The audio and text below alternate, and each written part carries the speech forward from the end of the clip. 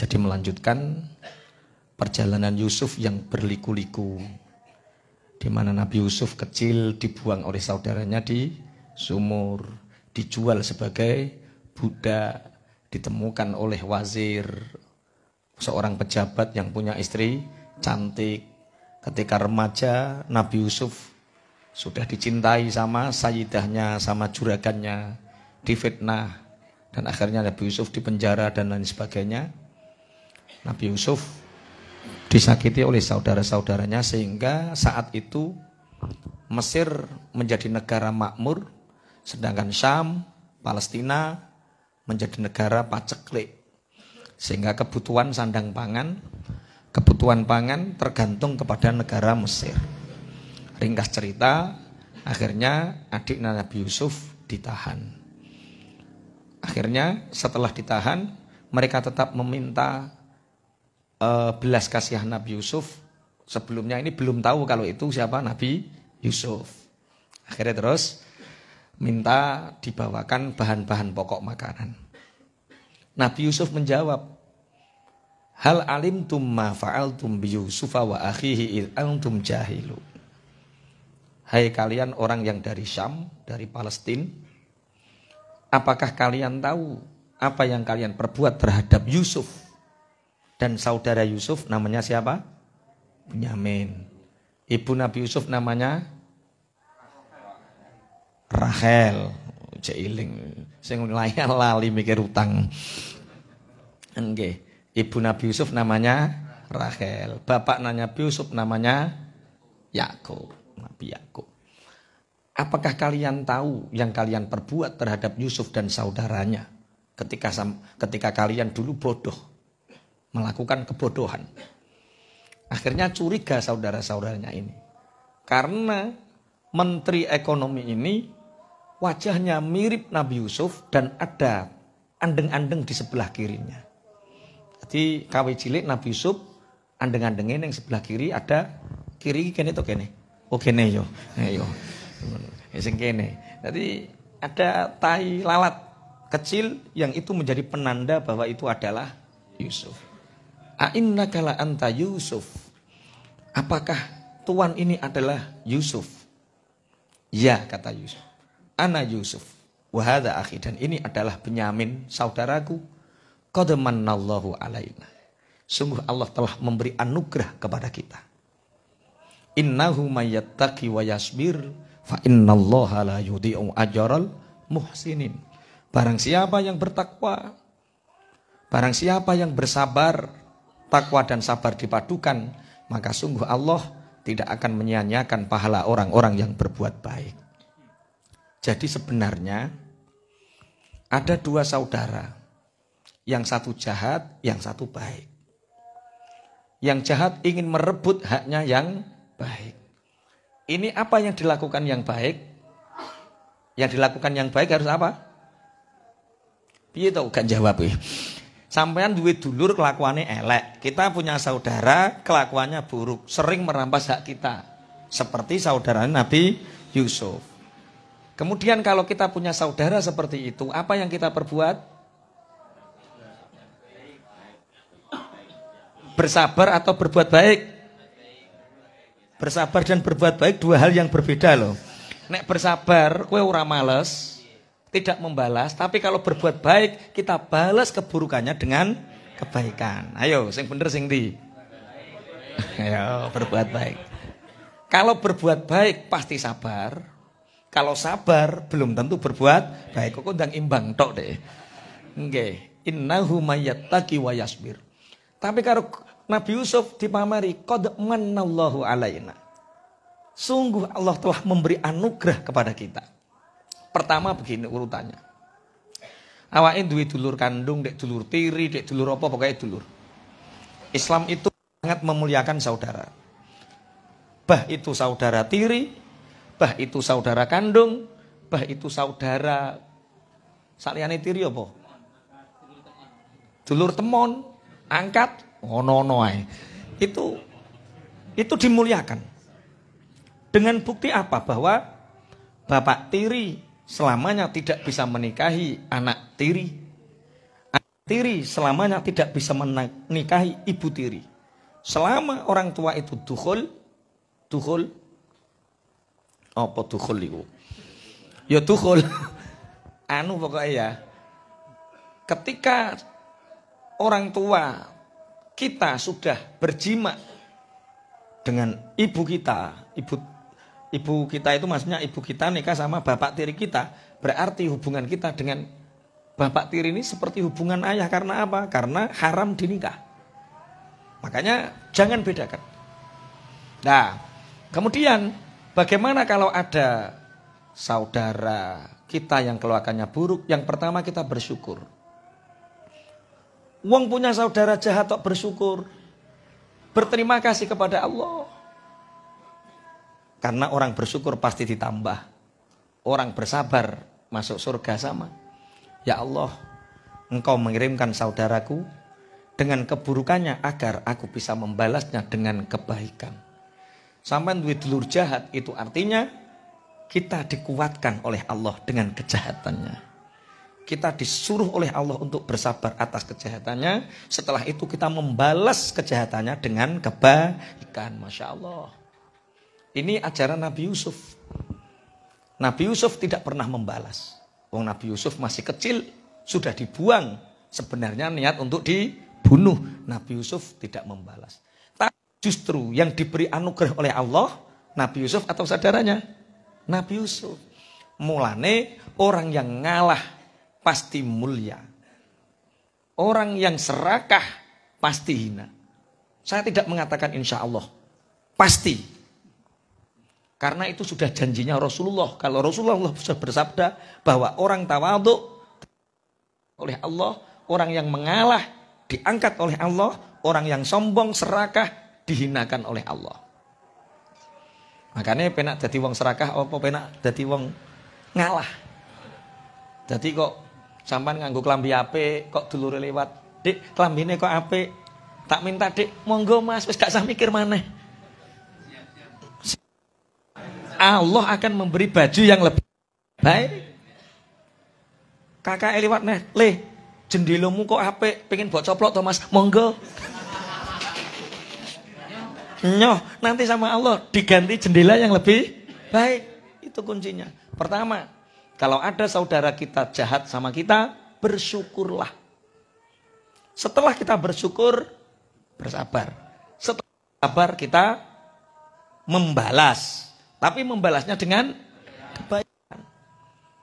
Ada pertanyaan kemarin, "Pak Yai, saya itu sudah mengamalkan ilmunya. Tapi sama saudara saya, setiap saya ke sana bawa wewean." Wewean itu ater. Jadi wewean ater-ater itu isinya pitik merkungkung, ndok, ya, terus nasi, terus jangan lauk pauk. Kemudian diserahkan ke saudara yang membenci kita, digawak, dibuang. Kita ngasih lagi atau tidak? Ngasih, tapi kan mubadzir.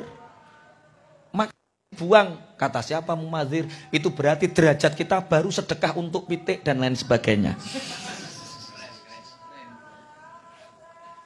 Bukan kita yang membuang.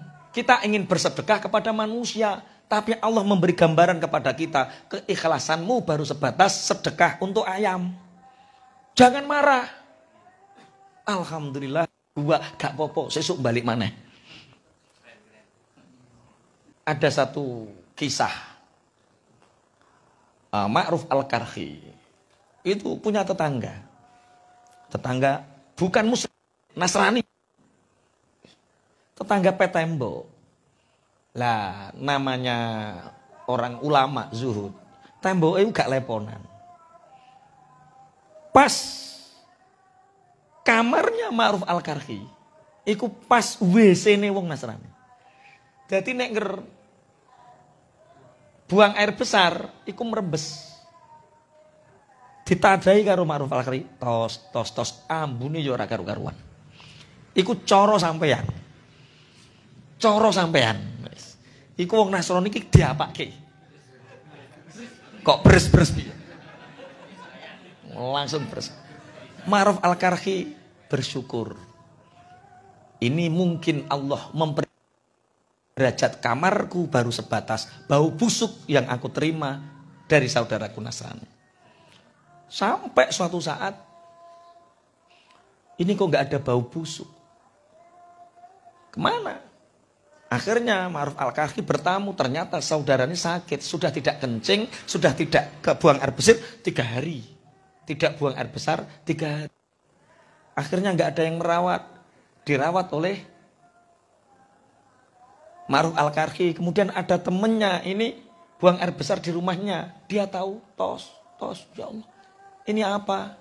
Itu adalah WC-mu yang tepat bersebelahan dengan kamarku. Berapa kamu bersabar? Berapa tahun? 14. Nggak pernah protes. 14. Apa kata orang Nasrani? Asyhadu alla ilaha illallah wa asyhadu anna Muhammadar Rasulullah. Aku bersaksi bahwa Allah adalah Tuhanku dan Nabi Muhammad adalah utusan Allah. Makanya benar dawuh Kanjeng Nabi, al-muslimu mir'atul muslim. Kalau kita ngajak orang masuk Islam, nggak keluar-keluar takbir di tengah jalan. Berikan perilaku terbaik, inilah perilaku muslim. Yaitu tidak membalas kejahatan orang lain dengan perilaku jahat, tapi balaslah dengan kebaikan. Masya Allah. Qad man alaina. Sungguh Allah telah memberi anugerah kepada. Jadi kalau ada orang jahat kepada kita, pertama lakukan bersyukurlah. Bersyukur, ya Allah, terima kasih engkau mengirimkan orang ini kepadaku. Sehingga aku akan kuat, aku akan bersabar. Kemudian doakan dia, kirim Fatihah tiap tengah malam. Al-Fatihah ila wong kae, Al-Fatihah bacakan Al-Fatihah agar hatinya lunak. Ojo rasa terus kue gak duwe prestasi apa-apa ning gone wonge. Ya, kemudian balas keburukannya dengan kebaikan. Ini jenis kalau kita bisa seperti itu, bisa seperti yang dilakukan oleh Nabi Yusuf, jawabannya qad mannallahu alaina. Allah sungguh telah memberi anugerah kepada kita. Innahu mayattaqi wa yasbir. Orang yang bertakwa, bersabar, maka sungguh Allah tidak menyia-nyiakan pahalanya orang-orang yang muhsinin, orang-orang yang berbuat baik. Masya Allah. Makanya kemarin ketika saya nilai Zam-Zam. Jadi Zam-Zam itu dulu kan di dekatnya Ka'bah, sekitaran Ka'bah. Di sekitaran Jabal Abil Qubais. Sekarang ditampung. Ketika saya melihat penampungan Zam-Zam itu, teringat pada satu cerita. Bahwa kita itu harus mengajarkan saudara kita, istri kita, anak kita, teman-teman kita. Dengan kesederhanaan hidup dan kesederhanaan berpikir. Bahwa prestasi tertinggi kita di hadapan Allah di dunia dan akhirat adalah ghufran. Orang yang sukses itu bukan orang yang berpangkat tinggi, berjabatan tinggi, orang yang punya uang banyak, bukan. Ketua partai, bukan. Ketua rumah sakit, bukan. Siapa orang yang berhasil, yang sukses? Adalah orang yang mendapatkan ghufran, ampunannya Allah. Siapapun dia, kalau dia dapat ghufran, dapat ampunannya Allah, itulah orang yang sukses. Siapapun. Bisa jadi ketua rumah sakit, dapat ghufran, sukses. Kiai dapat ampunan Allah, sukses. Petani dapat ampunan Allah, sukses. Makanya kita hidup itu hanya ingin mendapatkan rahmat ampunannya Allah. Saya teringat satu kisah. Zakaria Al-Ansori itu punya 2 anak gadis. Siapa Zakaria Al-Ansori? Beliau ulama yang hidup di Mekah. Dia muftil Haromen. Dia mufti Mekah, Madinah. Zakaria Al-Ansori punya 2 putri yang cantik yang dinikahi oleh santri beliau sendiri. Jadi biasa kiai 2 anak wedok terus mantu santri itu sudah ada sanatnya. Nah ini yang santrinya yang diambil mantu namanya itu Ibnu Hajar Al-Haytami. Yang kedua Imam Ar-Romli. Kalau kita sering baca kitab-kitab fikih, itu ada Imam Nawawi dan Imam Ar-Romli. Nah, Imam Nawawi itu rivalnya Imam Ar-Romli. Rival itu maksudnya kelasnya sama. Dilalah kersane Allah. Ibnu Hajar Al-Haytami karena hidup di padang pasir, di padang tandus di Mekah. Ibnu Haytami hidupnya sederhana. Kekurangan. Sedangkan Imam Ar-Romli, beliau hijrah ke Mesir. Jadi anak sing wedok dibawa ke Mesir satu, dibawa Imam Ar-Romli, yang satu tetap di Mekah, Ibnu Hajar Al-Haytami. Ibnu Hajar Al-Haytami miskin, Imam Ar-Romli di Mesir kaya raya. Suatu saat, dua orang anak dan menantu berkumpul. Yang laki-laki mujalasah dengan para lelaki, yang perempuan juga mujalasah dengan perempuan. Lah akhirnya adik iki ngomong ning dari Mbak Ane. Sing bojone Ibnu Hajar matur, "Mbak, ya Dik, bejo Mbak, Pak sampean." "Lho kenapa, Dik?" "Masya Allah sampean dinikah oleh Imam Ar-Romli, ulama yang masyhur, fikih, hadis masyhur, kaya, tidak kekurangan satu apapun. Beda dengan suamiku yang di sini, di padang tandus ini, kekurangan." Ibnu Hajar Al-Haytami mendengar pembicaraan itu. Bahwa ternyata istrinya masih membandingkan kekayaannya dengan kakaknya. Akhirnya Imam Ar-Romli pulang beserta istrinya. Ibnu Hajar memanggil istrinya. "Dek, nggih Bah, ayo melu aku. Teng pundi Bah jalan-jalan?" Diajak ke sumur Zam-Zam. Di sumur Zam-Zam ini Ibnu Hajar Al-Haytami nimbo. Mengambil satu timba air. Ada satu timba air ini didamu oleh Ibnu Hajar Al-Haytami. "Ya ma'a Zam-Zam, wahai air Zam-Zam. Kun dhahaban biidznillah. Jadilah engkau emas atas izin Allah." Seketika air Zam-Zam satu ember, satu timba. Biiznillah. Saking iktimatnya, saking sesandenane Ibnu Hajar kepada Allah. Sampai air Zam-Zam pun nurut. "Ya ma'a Zam-Zam, kun dhahaban biiznillah." Wahai air Zam-Zam, engkau jadilah emas atas izin Allah. Seketika jadi emas. "Dek, nggih Bah, ikhtari baina dzahab wa Ibnu Hajar Al-Haytami." "Dek, pilihlah di antara emas atau Ibnu Hajar Al-Haytami. Kalau engkau memilih emas, bawalah emas ini ke rumah, tapi aku akan meninggalkan rumah ini. Kalau engkau memilihku, maka biar emas ini pergi." Nangis bojone. Nangis, "Ya Allah, salah. Bandingno iku apa? Salah. Kira-kira kalau istrine jenengan. Istrine jenengan kongkon milih emas sak ember, karo milih jenengan pilih pundi?" Milih emas kim. Masya Allah. Akhirnya karena inilah ulama-ulama dulu seperti itu biasa. Mengajarkan istri-istrinya untuk zuhud. Maka kemarin itu saya itu agak tersiksa ketika di Mekah itu tersiksa satu hal. Tersiksa satu hal ini bagi yang ingin poligami dengarkan. Bagi yang ingin poligami dengarkan.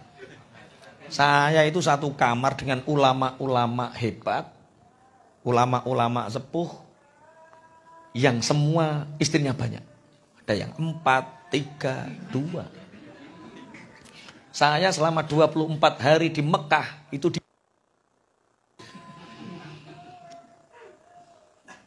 nanti orang muslim itu yang istrinya satu masuk neraka dulu sebelum ke surga. Iki aja roh bojomu ya. Nanti orang muslim yang istrinya satu masuk neraka dulu sebelum ke surga. Loh kenapa Bah? Saya katakan gitu. Karena nanti kamu akan ditanya. Misalnya siapa? Di hati. Istrimu berapa? 1. Kenapa istrinya 1? Takut sama istri. Barang siapa takut kepada selain Allah, itu tempatnya surga atau neraka? Loh, mesti jawab loh. kacau.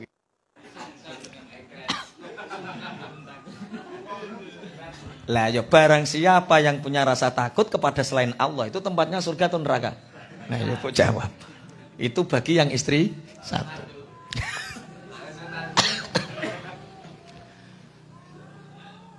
Makanya saya agak diteror sama ibu-ibu. Pak Yai jangan nikah lagi. Kenapa? Kan suami saya muridnya Pak Yai. Kalau tiru repot. Waduh, urung-urung mesti teror. Saya pahami. Kenapa ulama-ulama yang bareng saya itu istrinya banyak tapi bahagia? Bahagia betul, saya menyaksikan bahagia betul. Ketika telepon mereka saling berkirim kabar sesama istri satu dengan yang lain. Ternyata saya tanya, apa resepnya Pak? Satu. Mereka dari awal memang kita tarbiyah. Ketika awal menikah sudah ditarbiyah untuk satu, melakukan semua sunnah yang dilakukan oleh Rasulullah Sallallahu Alaihi Wasallam. Sunnah Kamis dikerjakan, tahajud duha dikerjakan, pakai celak dikerjakan, siwak dikerjakan, semua sunnah dikerjakan. Dan istrinya diajak untuk melakukan sunnah itu. Sehingga istrinya sangat taat, sangat sholihah. Ketika semua sunnah sudah dikerjakan, ulama ini bertanya, Dek, ya Pak, aku kerjakan Dek. Jangan sampai Rasulullah nuntut saya karena ada sunnah yang belum aku kerjakan. Apa kata istrinya? Masya Allah Bah, tinggal satu yang belum Bah. Rasulullah istrinya banyak, apa hanya saya? Kerjakan Bah, jangan sampai apa tidak melakukan sunnah. Loh, wong rai-rai ngene. Wah, masih banyak sunnah yang lain yang belum kalian kerjakan. Istrimu masih banyak tahu celamu. Umpomo bojomu, istrimu tak kasih 2 kain atau 2 kertas putih. Tak suruh nyatet kebaikan suami dan keburukan suami. 2 kertas sama-sama putih. Kira-kira banyak baiknya atau buruknya? Lah ngono kok ape poligami? Oh saya lagi sadar, Masya Allah, oh berarti ada ilmunya. 2, tanamkan pada istri kita bahwa kita ini milik Allah. Ketika awal menikah Dik, kita ini hamba Allah. Sebagai hamba, jangan mencintai hamba terlalu berlebihan. Adik mencintai abah, seperapat saja. Begitu juga saya mencintai adik, seperapat saja. Jangan takut untuk kehilangan dan jangan takut untuk dan lain sebagainya. Sehingga kita bisa betul-betul fokus beribadah kepada Allah. Karena hakikatnya kita makhluk untuk beribadah, makhluk Allah. Seperapat. Kalau istri sudah mencintai hanya seperapat, kita mencintai seperapat, masih ada 3/4 yang lain. Sisanya. Oh ngono. Tadi ditarbiyah dari awal. Urung lagi kopil tuh nikah adik, hidup semati Dek. Pas 100% wis angel-angel. Ada yang siap poligami lagi? Halo. Tarbiyahnya. Kalau Anda bisa mentarbiah, monggo. Jangan gunakan poligami sebagai alat candaan, tapi harus betul-betul dengan ilmu yang baik. Tak tanya, Bah, saya punya itu teman pesantren, Bah. Ketika istrinya satu, anaknya baik-baik, Bah. Usia SMP baik, usia SMA baik. Menikah lagi, brutal anaknya. Benci sama abahnya. Lah itulah. Kalau ingin poligami, jangan menunggu anak besar. Kapan? Ya saat anak-anak kita masih kecil. Taunya ini ibu 1, ibu 2, ibu 3. Enggak terkonsep, enggak terkontaminasi dengan orangnya. Walah Pak Eko, duh anakku wis SD. Ah, wis. Barang siapa yang bersyukur, bersabar, bertakwa, membalas keburukan orang lain dengan kesabaran dan dengan kebaikan, maka Allah pasti memberi anugerah kepada kita. Enak ya? Jadi kalau seperti ini, orang itu nggak akan punya musuh. Yang ada hanya ridho Allah, ridho Allah, ridho Allah. Sehingga hati ini menjadi lapang. Orang-orang yang hatinya sempit, sumpek, ruwet, itu karena pasti mikir makhluk. Kalau mikir Allah, mikir akhirat, nggak ada sumpek, nggak ada ruwet. Yang di sini yang paling sumpek siapa? Atau yang sumpeknya ringan? Mas Anto sumpeknya apa? Sesuk sing gawe tuku wedake bojo habis yo. Makhluk kan yang dipikir. Pun. Berarti jawabannya mayattaqi wa yasbir fa innallaha la yudhi'u ajral muhsinin. Barang siapa yang bertakwa dan mau bersabar, Allah akan membalas. Kemarin ada satu kisah nyata. Orang haji itu sekarang kalau masuk raudhah, raudhah itu satu taman surga yang ada di antara makamnya Rasulullah. Kalau sekarang, kalau dulu rumahnya Rasulullah dan mimbar Masjid Nabawi, di antaranya itu ada tempat sempit namanya raudhah, surga, taman surga. Kita masuk ke raudhah, maka sama halnya kita mencatatkan nama kita di surga. Allahumma amin. Semoga jamaah ini nanti semua bisa masuk raudhah dan nanti menyebabkan kita masuk surganya Allah. Allahumma amin. Sekarang orang haji itu harus pakai aplikasi. Kalau ingin masuk raudhah harus aplikasi download, namanya aplikasi Tawakalna. Tawakalna. 2 jam sebelum masuk harus daftar. Kita membayangkan 3 juta orang berkumpul dalam satu tempat. 3 juta orang berkumpul dalam satu tempat, download kabeh. Kira-kira error napa mboten? Banyak erroran. Orang seusia saya sudah bingung. Saya gaptek, nggak pinter dolanan HP. Sama Mas Kofik dikasih HP yang berkekuatan tinggi. Yo nganggo risite WA tok. Disuruh aplikasi download Tawakalna, nyerah, nggak bisa. Orang-orang berebut dalan menuju raudhah dan makam Rasulullah itu digawe umat ngene. Jadi ben antri panjang, sudah ada aplikasi masuk, Ketika itu saya dan teman sama staf Nurholik ya, mau download bagaimana? Wong kita nggak bisa. Tapi saya meyakini bahwa doa yang terbaik adalah doa yang berada di dalam sholat. Tak baleni. Donga yang terbaik adalah doa yang ada di dalam sholat. Lengkap di dalam sholat itu doanya. Butuh doa apa? Lengkap. Doa nyauri utang ada. Rabbi firli, ya Allah ampunilah aku. Warhamni, berilah belas kasih kepadaku. Wajburni. Wajburni artinya nambeli. Barang sing kurang ditambeli, barang sing ora lunas di lunasi. Wajburni ono. Itu bagi yang punya hutang waca. Atau bagi yang usahanya seret. Setiap mau buka apapun, Rabbi fili warhamni wajburni warfani watini wa'afini wa'afu'ani, buka tokone. Bengkel kok sepi, Rabbi fili warhamni wajburni, buka bengkele. Pijet kok sepi, Rabbi fili warhamni. Pijetane lari. Okay. Sama. Kalau kita ingin masuk raudhah, Allah sudah memberi doa kepada kita di dalam sholat. Doa yang terbaik. Bagaimana salam kepada Rasulullah? Sudah diajarkan di dalam sholat. Assalamualaikum ayyuhan nabiyyu wa rahmatullahi wa barakatuh.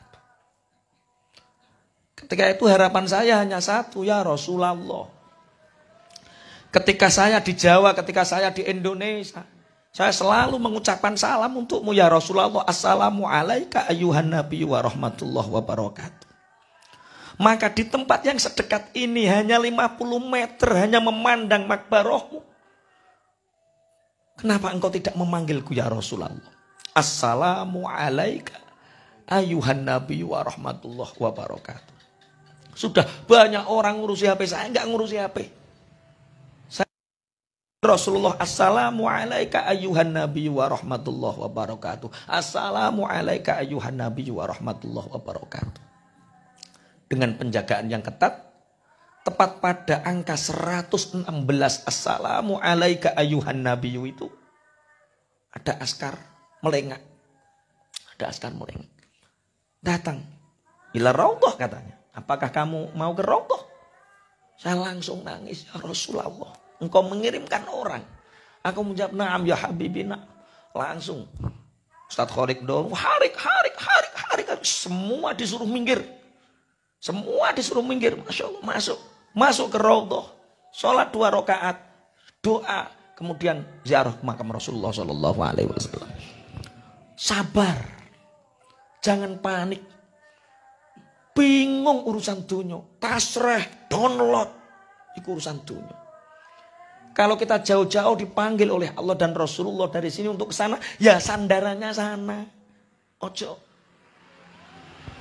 Wa may yattaqi wa yasbir fa innallaha la yudhi'u ajral muhsinin.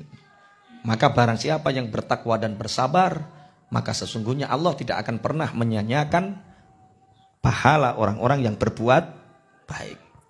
Berarti inti dari kesabaran itu berbuat atau ikhtiar. Inti dari kesabaran itu berbuat dan berikhtiar. Ketika Nabi Ibrahim alaihissalam membawa Ismail ke padang tandus bersama Hajarna, bersama Sayyidah Hajar. Nabi Ismail yang masih bayi, Nabi Ibrahim berpaling. Hajar kaget. Wahai Nabi Allah ya Khalilar Rahman, tegakah engkau meninggalkan kami? Tidak dijawab oleh Nabi Ibrahim. Karena secara basyariah meninggalkan anak istri di padang tandus sendirian, tidak ada air, tidak ada apapun, secara basyariah manusia pasti tidak tega. Tidak menjawab Nabi Ibrahim. Kemudian Siti Hajar mengatakan, bertanya, wahai Nabi Allah, wahai Khalilur Rahman, engkau meninggalkan kami ini karena perintah Allah atau hanya karena engkau takut aku cemburu kepada Saroh? Jadi bujune Nabi Ibrahim ono Saroh, ono Hajar. Kami dipisahkan yang begitu jauh itu apakah karena kamu takut kecemburuan atau ini perintah Allah? Jawaban Nabi Ibrahim, karena ini adalah perintah Allah. Baik, kata Hajar. Tinggalkan. Kalau Allah yang memerintahkan, maka Allah tidak akan pernah menyia-nyiakan. Akhirnya Nabi Ismail mulai menangis karena haus.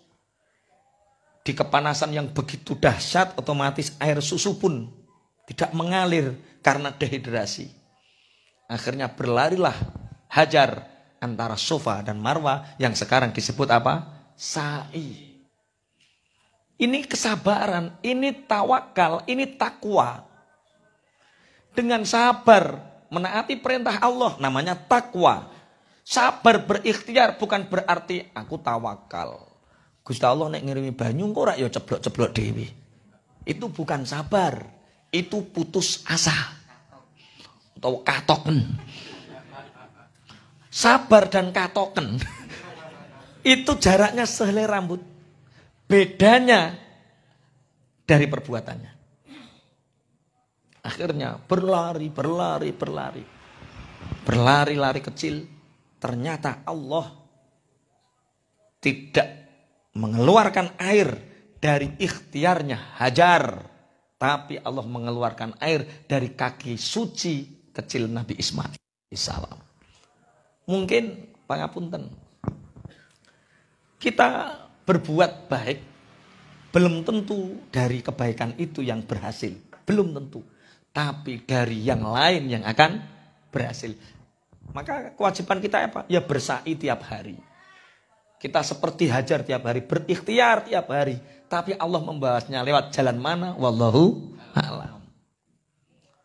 Misal Pak Wo karo Iwan. Pak Wo ki wonge apian. Tak kakei.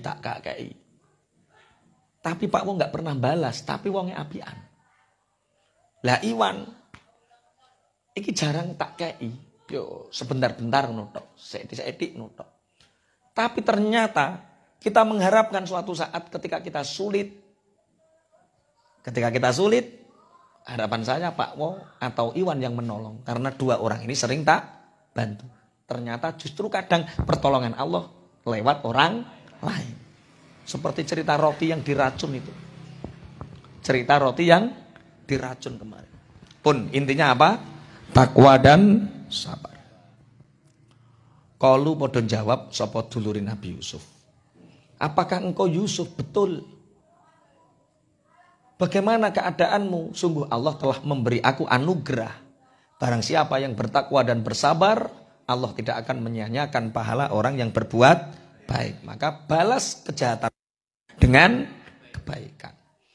Qalu padha matur sapa ikhwatu Yusuf. Tallahi, demi Allah laqad athar. Yakti teman-teman milih kaing sira sapa Allah Gusti Allah alaina ing atase kita. Wa in stune kita iku kunaono sapa kita iku la khotiin yakti wong kang padha salah kabeh. Kala jawab sapa Yusuf, la tasriba. La tasriba ora ana pemaido iku maujud.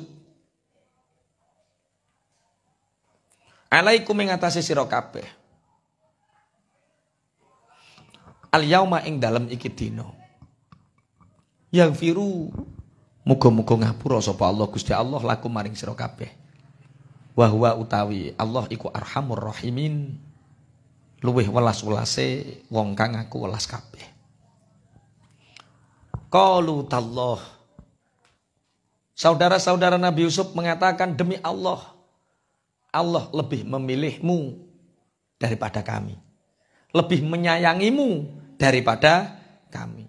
Wa in kunna la khotiin. Sungguh kami adalah golongan orang-orang yang salah.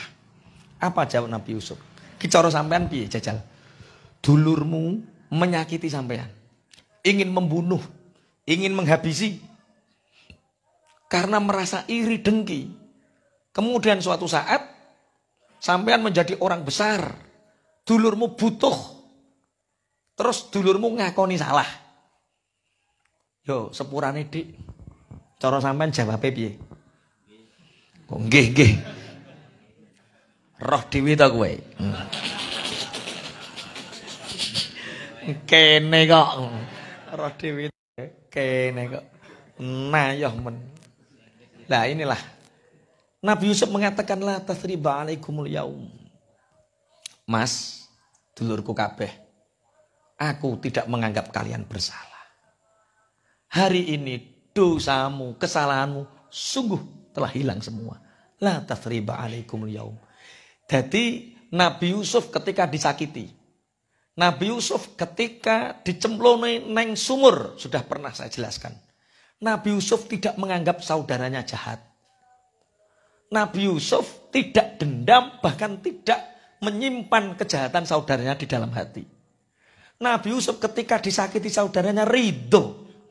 Saking welase Nabi Yusuf, ridhoni Nabi Yusuf, malaikat Jibril dugi ngancani.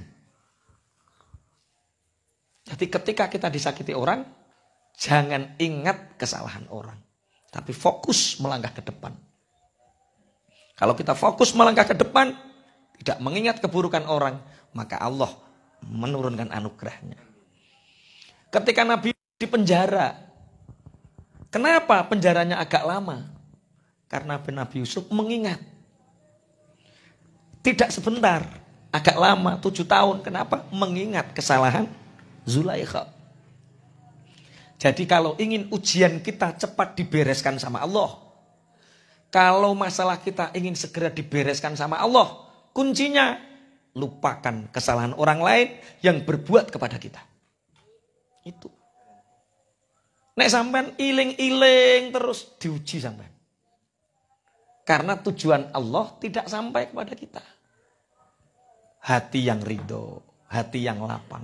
Lupakan, nah ini sing diarani la tasriba alaikumul yaum.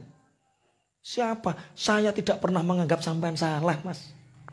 Itu ujian hidup, nggak apa-apa, ngoten. Bahkan didoakan yang firullahu lakum, Allah akan memaafkan kalian. Wa huwa arhamur rahimin. Teng kitab niki, teng kitab Badai Uzur diterangkan bahwa terjadi perdebatan di antara para ulama. Setelah dimaafkan itu, apakah saudara-saudara Nabi Yusuf itu derajatnya diangkat oleh Allah? Ternyata ikhtilaf di antara para ulama. Ikhtalafa jama'atun minal ulama fi nubuwati ikhwati Yusuf. Faminhum man qala maka him nabiyun siwa Yusuf alaihissalam. Wa minhum man qala kulluhum anbiya. Wahum al-asbatu alladzina zakarahumullahu fil Qur'anil azim. Ada dua pendapat yang mengatakan bahwa setelah dimaafkan dosa-dosa kesalahan saudara Nabi Yusuf, sebagian saudara Nabi Yusuf ada yang menjadi nabi. Ada yang mengatakan semuanya menjadi nabi. Karena dimaafkan, didoakan. Masya Allah. Kita sering menjustis orang. Orang yang salah selamanya salah. Tidak. Jadi pahala kita nikel. Kenapa saudara Nabi Yusuf yang kita anggap kejam, yang kita anggap apa nek ngarani? Raja tega pingin mateni adike. Itu kesalahan yang fatal kan? Tapi di akhir hayatnya mereka diangkat oleh Allah menjadi nabi. Kenapa? Satu, doa orang yang dizolimi itu mustajab. Kemudian doa orang yang dizolimi mendoakan kebaikan. Sehingga orang ini dapat dua. Orang yang jahat ini. Satu, dosanya diampuni oleh Allah. Dua, derajatnya diangkat oleh Allah. Sehingga mendapatkan hidayah. Sampean pernah mikir, ono wong dan pokoknya misalnya jahat karo sampean. Omahe sampean dieleki, diteletongi misalnya. Utawa usaha nih sampean dilok-lokke misalnya. Pernahkah sampean berpikir tengah malam, ya Allah, berikan rahmat untuknya. Ya Allah, aku kirim Fatihah untuknya. Ya Allah, ampuni dosa orang itu. Sebenarnya ketika kita mendoakan itu, doa ini mantul. Tul. Yang diampuni dosa kita dan dosa dia. Yang dapat rahmat kita dan rahmat dia. Nah itu mestinya yang dilakukan. Aku genyo, gelo terus tak hizib nasor. Hizib nasor, cek kurang cerdas saifi pisan. Karuan mati sak cindil-cindile. Wih pana-panan. Apa no tafsir? Gara-gara gelo terus tak hizib saifi terus tak cindil-cindile. Ya aja ngono cah. Lah, orang yang punya pola pikir seperti itu dibuat ruwet sama Allah. Nggak bisa bahagia. Karena urusannya belum selesai. Makanya selesaikan urusan kita dengan Allah.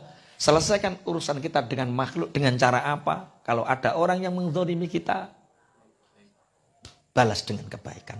Itu yang dilakukan oleh Nabi Yusuf. Sehingga doa Nabi Yusuf ini tembus. Saudara-saudaranya yang jahat kepadanya diangkat menjadi nabi oleh Allah. Masya Allah.